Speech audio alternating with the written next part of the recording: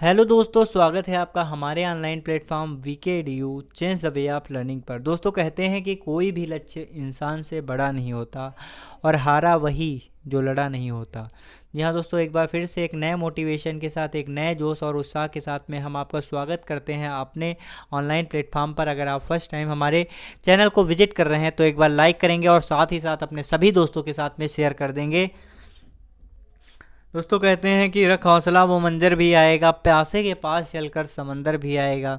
थक कर ना बैठ तू है मंजिल के मुसाफिर, मंजिल भी मिलेगी और मिलने का मज़ा भी आएगा। चलिए दोस्तों, आज के पहले प्रश्न की ओर आगे बढ़ते हैं। अगर अभी तक आपने सब्सक्राइब और शेयर नहीं किया है तो फटाफट से लाइक, सब्सक्राइब और शेयर कर देंगे।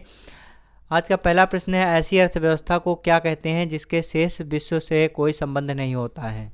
तो सही आंसर क्या होगा, कमेंट सेक्शन में छाप देंगे। ऐसी अर्थव्यवस्था को क्या कहते हैं जिसका शेष विश्व से कोई संबंध नहीं होता? तो दोस्तों, इसका एकदम करेक्ट आंसर है समृद्ध बंद अर्थव्यवस्था। दोस्तों, इसके क्या कहते हैं? समृद्ध या फिर बंद अर्थव्यवस्था। ऑप्शन बी आपका एकदम करेक्ट आंसर है, सभी दोस्त ध्यान रखेंगे। चलिए अगले प्रश्न की ओर आगे बढ़ेंगे। किस राज्य में महिला साक्षरता दर सबसे अधिक है? कमेंट सेक्शन में छाप देंगे। दोस्तों, महिला साक्षरता दर किस राज्य में सबसे अधिक है? कमेंट सेक्शन में छाप देंगे। तो दोस्तों, इसका एकदम करेक्ट आंसर है केरल। दोस्तों, केरल राज्य में सर्वाधिक महिला साक्षरता दर है। आप सभी दोस्त ध्यान रखेंगे, केरल में सर्वाधिक महिला की साक्षरता दर है, सभी दोस्त ध्यान रखेंगे। अगर बात की जाएगी केरल में महिला साक्षरता दर कितनी है, तो दोस्तों केरल में महिला साक्षरता दर लगभग 91.98% है 2011 की जनगणना के अनुसार। ठीक है, चलिए अगले प्रश्न की ओर आगे बढ़ेंगे। अगला प्रश्न है, निम्नलिखित में से किस अर्थशास्त्री को अर्थशास्त्र का जनक माना जाता है? कमेंट सेक्शन में छाप देंगे दोस्तों। तो किस अर्थशास्त्री को अर्थशास्त्र का जनक माना जाता है? इसका एकदम करेक्ट आंसर है एडम स्मिथ। दोस्तों, एडम स्मिथ को एडम स्मिथ एक अर्थशास्त्री हैं, इन्हें अर्थशास्त्र का जनक माना जाता है। चलिए अगले प्रश्न की ओर आगे बढ़ेंगे। पैमाने का प्रतिफल क्या है? कमेंट सेक्शन में छाप देंगे। दोस्तों, पैमाने का प्रतिफल क्या है? कमेंट सेक्शन में छाप देंगे। तो दोस्तों, पैमाने का प्रतिफल होता है दीर्घकालिक परिघटना। ऑप्शन डी आपका एकदम करेक्ट आंसर है, सभी दोस्त ध्यान रखेंगे। जी हाँ दोस्तों, फटाफट से आप सभी लोग लाइक करें और साथ ही साथ अपने सभी दोस्तों के साथ में शेयर कर दीजिए। अगला प्रश्न है, लगान किसके लिए किया गया उपदान भुगतान है? कमेंट सेक्शन में छाप देंगे। लगान किसके लिए किया गया उपदान या फिर कारक भुगतान है? कमेंट सेक्शन में छाप देंगे। तो दोस्तों, इसका एकदम करेक्ट आंसर है भूमि। तो दोस्तों, भूमि के लिए लगादान उपदान के रूप में भुगतान है। ऑप्शन ए आपका एकदम करेक्ट आंसर है, सभी दोस्त ध्यान रखेंगे। चलिए अगले प्रश्न की ओर आगे बढ़ेंगे। भारतीय संसदीय ढांचे में दो अस्थायी सदनों के नाम बताइए। तो भारतीय संसदीय ढांचे में दो अस्थायी सदन के नाम क्या हैं? कमेंट सेक्शन में छाप देंगे। तो दोस्तों, भारतीय संसदीय ढांचे में अगर बात की जाएगी तो इसमें क्या है? राज्यसभा और लोकसभा। दोस्तों, क्या है? राज्यसभा और क्या है, लोकसभा और विधान परिषद हैं। क्या है? अस्थायी सदनों के नाम क्या हैं? लोकसभा और विधानसभा हैं, ध्यान रखेंगे। लोकसभा और विधानसभा हैं। तो लोकसभा और विधानसभा, ऑप्शन डी आपका एकदम करेक्ट आंसर है, सभी दोस्त ध्यान रखेंगे। लोकसभा और विधानसभा जो है संसदीय ढांचे में दो अस्थायी सदन हैं। अगले प्रश्न की ओर आगे बढ़ेंगे। मंडल आयोग रिपोर्ट किससे संबंधित है? कमेंट सेक्शन में छाप देंगे। मंडल आयोग रिपोर्ट किससे संबंधित है? तो दोस्तों, मंडल आयोग कमीशन की गठन कब हुई थी? तो दोस्तों, मंडल आयोग का गठन जो है 1979 में हुआ था, सभी दोस्त ध्यान रखेंगे। और यह पिछड़े वर्ग के आरक्षण से जुड़ा हुआ है, सभी दोस्त ध्यान रखेंगे। पिछड़े वर्ग के लोगों के आरक्षण से जुड़ा हुआ है। ऑप्शन ए आपका एकदम करेक्ट आंसर है, पिछड़े वर्ग के आरक्षण से संबंधित है। अगले प्रश्न की ओर आगे बढ़ेंगे। अगला प्रश्न क्या है? अगला प्रश्न है, प्रारंभ में कितने मौलिक अधिकार दिए गए थे? कमेंट सेक्शन में छाप देंगे। प्रारंभ में कितने मूल अधिकार थे? तो दोस्तों, सबसे पहले टोटल कितने मूल अधिकार थे? 7 दोस्तों मूल अधिकार थे, सभी दोस्त ध्यान रखेंगे। 7 मूल अधिकार थे। फिर जो है बाद में अगर बात की जाएगी 44वें संविधान संशोधन से, दोस्तों 44वें संविधान संशोधन अधिनियम से एक जो है हटा दिया गया था। वह कौन सा था, कमेंट सेक्शन में छाप देंगे। तो दोस्तों 44वें संविधान संशोधन अधिनियम 1978 दोस्तों 1978 में एक मौलिक अधिकार को हटा दिया गया और वह मूल अधिकार क्या था, संपत्ति का अधिकार दोस्तों। संपत्ति के अधिकार को हटा दिया गया, संपत्ति के अधिकार को हटा दिया गया और जिसके कारण अब वर्तमान समय में कितने हैं, कमेंट सेक्शन में छाप देंगे। तो दोस्तों अब वर्तमान समय की अगर बात की जाएगी तो वर्तमान समय में कितने मौलिक अधिकार हैं, तो वर्तमान समय में दोस्तों 6 मौलिक अधिकार हैं। अगले प्रश्न की ओर आगे बढ़ेंगे। पदार्थ का परमाणु सिद्धांत किसने प्रतिपादन किया है, कमेंट सेक्शन में छाप देंगे। पदार्थ का परमाणु सिद्धांत का प्रतिपादन किसने किया है, तो दोस्तों इसका एकदम करेक्ट आंसर क्या है, कमेंट सेक्शन में छाप देंगे। तो पदार्थ का परमाणु सिद्धांत का जो है प्रतिपादन डाल्टन के द्वारा किया गया। ऑप्शन बी आपका एकदम करेक्ट आंसर है, डाल्टन ने जो है इस सिद्धांत का प्रतिपादन किया। अगले प्रश्न की ओर आगे बढ़ेंगे। अगला प्रश्न है, किस पिंड का वजन किसके केंद्र से प्रतिक्रिया करता है, बताएंगे। किसी पिंड का वजन किसके केंद्र से प्रतिक्रिया करता है, कमेंट सेक्शन में छाप देंगे। तो दोस्तों किसी पिंड का जो वजन होता है वह किसके केंद्र से प्रतिक्रिया करता है, तो दोस्तों गुरुत्वाकर्षण के केंद्र से प्रतिक्रिया करता है। सभी दोस्त ध्यान रखेंगे, किसके केंद्र से प्रतिक्रिया करता है, गुरुत्वाकर्षण के केंद्र से प्रतिक्रिया करता है। किसी पिंड का वजन गुरुत्वाकर्षण के केंद्र से प्रतिक्रिया करता है। अगला प्रश्न क्या है, एक पहिया ठेला किसका उदाहरण है, कमेंट सेक्शन में छाप देंगे। एक पहिया ठेला किसका उदाहरण है, श्रेणी थर्ड लीवर, घिरनी प्रणाली, श्रेणी फर्स्ट लीवर या फिर श्रेणी सेकंड लीवर। तो दोस्तों इसका एकदम करेक्ट आंसर है श्रेणी सेकंड लीवर। ऑप्शन डी आपका एकदम करेक्ट आंसर है, एक पहिया ठेला श्रेणी सेकंड लीवर का उदाहरण है। अगला जो प्रश्न है उसकी तरफ आगे बढ़ेंगे। फटाफट से आप सभी लोग लाइक करेंगे और साथ ही साथ में शेयर कर देंगे। सॉफ्टवेयर एप्लीकेशन के संदर्भ में CRM का उदाहरण है, क्या अर्थ है, कमेंट सेक्शन में छाप देंगे। सॉफ्टवेयर एप्लीकेशन के संदर्भ में CRM का क्या अर्थ है, तो दोस्तों CRM का क्या अर्थ है, कमेंट सेक्शन में छाप देंगे। तो दोस्तों CRM का जो है अर्थ है customer relationship management. Option C आपका एकदम करेक्ट आंसर है, CRM का संक्षेप रूप है कस्टमर रिलेशन मैनेजमेंट। यह कंपनी में वर्तमान और भविष्य के ग्राहकों के अंतर संबंधों को प्रतिबंधित करता है या फिर प्रबंधित करता है, ध्यान रखेंगे। अगला है, सुपर कंप्यूटर का प्रयोग निम्नलिखित में से किस अनुप्रयोग के लिए किया जाता है, कमेंट सेक्शन में छाप देंगे। सुपर कंप्यूटर का प्रयोग निम्नलिखित में से किस अनुप्रयोग के लिए किया जाता है, तो दोस्तों सुपर कंप्यूटर का प्रयोग जो है ये मौसम पूर्वानुमान के लिए इसका प्रयोग किया जाता है। ऑप्शन सी आपका एकदम करेक्ट आंसर है, मौसम पूर्वानुमान। आणविक अध्ययन के लिए सुपर कंप्यूटर का भी यूज किया जाता है। आणविक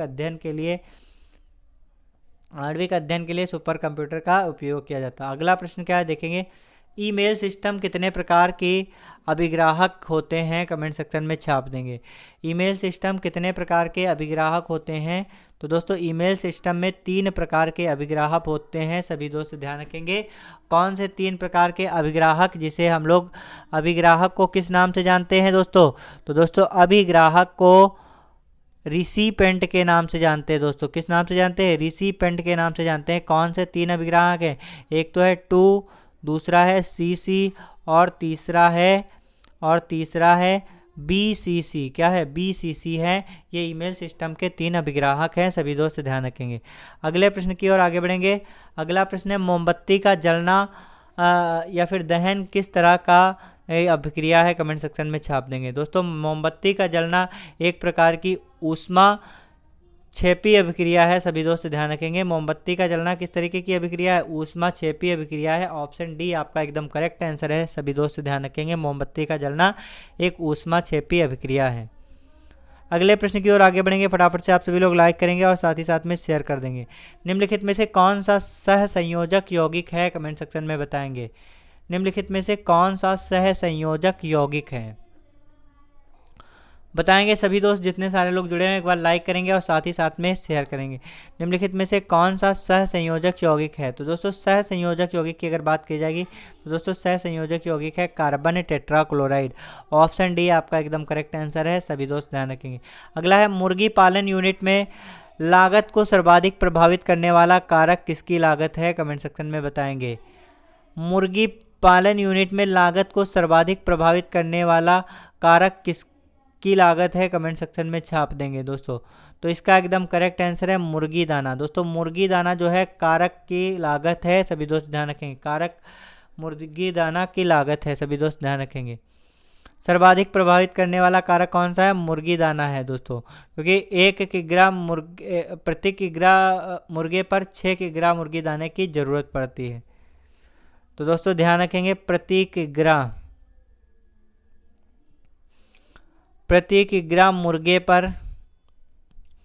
मुर्गे पर 6 किग्रा मुर्गी दाना की ज़रूरत होती है। सभी दोस्त ध्यान रखेंगे, 6 किग्रा मुर्गी दाना की ज़रूरत होती है। अगला प्रश्न क्या है, उसकी तरफ आगे बढ़ेंगे। अगला प्रश्न है, निम्नलिखित में से कौन नदी विंध्य सतपुड़ा पर्वत श्रेणियों के बीच बहती है? कमेंट सेक्शन में छाप देंगे। कौन सी नदी विंध्य सतपुड़ा पर्वत की श्रेणियों के बीच में बहती है? कमेंट सेक्शन में छाप देंगे। तो दोस्तों इसका सही आंसर क्या होगा? कमेंट सेक्शन में छाप देंगे। फटाफट से जितने सारे दोस्त जुड़े हैं एक बार लाइक करेंगे और साथ ही साथ में शेयर करेंगे। दोस्तों अगर बात की जाएगी विंध्य सतपुड़ा पर्वत की श्रेणियों के बीच में बहती है तो कौन सी नदी है? नर्मदा नदी दोस्तों। तो नर्मदा नदी जो है, नर्मदा नदी यह विंध्य और सतपुड़ा के पर्वत श्रेणियों के मध्य से होकर बहती है। दोस्तों नर्मदा नदी को एक अन्य नाम है जिसे रेवा नदी के नाम से भी जानते हैं। किस नाम से जानते हैं दोस्तों? रेवा नदी के नाम से भी इसे जानते हैं। सभी दोस्त ध्यान रखेंगे। अगला प्रश्न क्या है, उसकी तरफ आगे बढ़ेंगे। निम्नलिखित में से निम्नतर वायुमंडल में गैसों की सर्वाधिक मात्रा किससे मिलकर बनती है? कमेंट सेक्शन में छाप देंगे। निम्नतर वायुमंडल में गैसों की सर्वाधिक मात्रा किससे मिलकर बनती है? हाइड्रोजन से, कार्बन डाइऑक्साइड से, ऑक्सीजन से या फिर नाइट्रोजन से? दोस्तों सर्वाधिक मात्रा किससे मिलकर बनती है?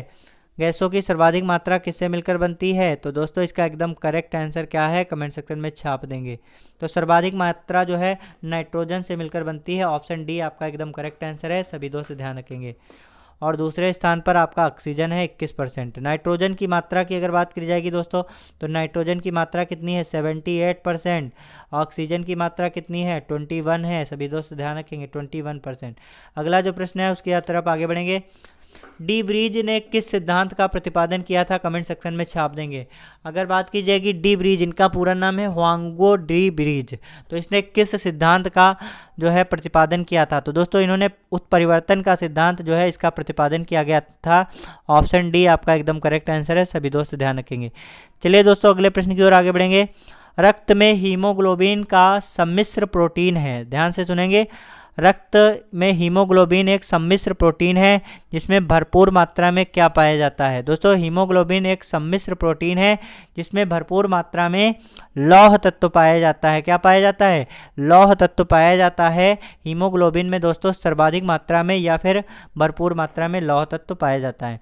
अगले प्रश्न की ओर आगे बढ़ेंगे। विटामिन सी को और किस नाम से जाना जाता है? कमेंट सेक्शन में छाप देंगे दोस्तों। तो विटामिन सी को और किस नाम से जाना जाता है? तो दोस्तों विटामिन सी को एस्कॉर्बिक एसिड के नाम से जाना जाता है। एस्कॉर्बिक एसिड या फिर एस्कॉर्बिक अम्ल के नाम से जाना जाता है विटामिन सी। दोस्तों विटामिन सी की कमी से किस रोग, कौन सा रोग होता है? तो दोस्तों विटामिन सी की कमी से जो है कौन सा रोग होता है? फटाफट से कमेंट सेक्शन में छाप देंगे। विटामिन सी की कमी से स्कर्वी रोग हो जाता है। कौन सा हो जाता है? स्कर्वी रोग विटामिन सी की कमी से होता है। विटामिन सी से भरपूर कौन कौन से खाद्य पदार्थ है? दोस्तों आंवला। दोस्तों आंवला में सर्वाधिक विटामिन सी पाया जाता है। आंवला हो गया, नींबू हो गया, और आपके इसी तरीके से जो पदार्थ खट्टे होते हैं उसमें विटामिन सी की प्रचुरता ज़्यादा होती है, ध्यान रखेंगे। अगला प्रश्न क्या है उसकी तरफ आगे बढ़ेंगे। अगला प्रश्न है, निम्नलिखित में से क्या तने का रूपांतरण नहीं है? कमेंट सेक्शन में छाप देंगे। निम्नलिखित में से क्या तने का रूपांतरण नहीं है? तो दोस्तों तने का रूपांतरण क्या नहीं है? कमेंट सेक्शन में छाप देंगे। तो दोस्तों शकरकंद का जो कंद है, दोस्तों शकरकंद का कंद जो है ये तने का रूपांतरण नहीं है, सभी दोस्त ध्यान रखेंगे। शकरकंद का जो कंद है ये तने का रूपांतरण नहीं है। अगले प्रश्न की ओर आगे बढ़ेंगे। अगला प्रश्न है, पायांडिका किसमें पाया जाता है? कमेंट सेक्शन में छाप देंगे।